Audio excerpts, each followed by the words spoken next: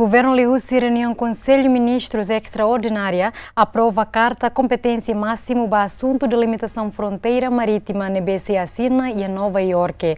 Liúsi carta né, o Governo for competência Basílio Pereira, onde colhe assunto fronteira marítima na BC-Hakoto e a tempo badak.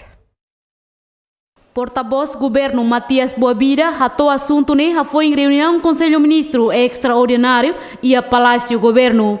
Nia dehan assunto para limitação fronteira marítima né importante tebes. Também Liúsi carta refere a tufo competência tomak ba ministro assunto primeiro-ministro no presidência Conselho Ministro Basílio Pereira, onde colhia assunto fronteira marítima ne BC Hakoto e a tempo badak. Tambah sa ita ohin halo Conselho Ministro tambah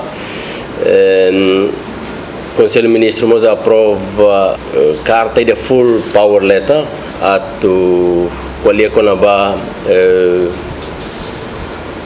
fronteiras marítimas nian nebe sei fo carta de toma full power letter ba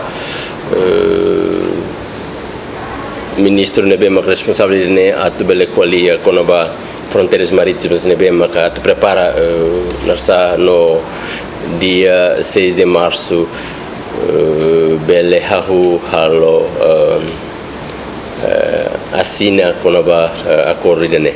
Acordo para limitação fronteira marítima se assina Liúsi ministro assunto primeiro-ministro no presidência Conselho Ministro Basílio Pereira e Haloronen março tinangne iha Nova Iorque. Tuir plano e a cerimônia assinatura ne se marca a presença Liúsi primeiro-ministro Maria Alcatiri. Maya Guzmão, Joanico Pinto, GMN.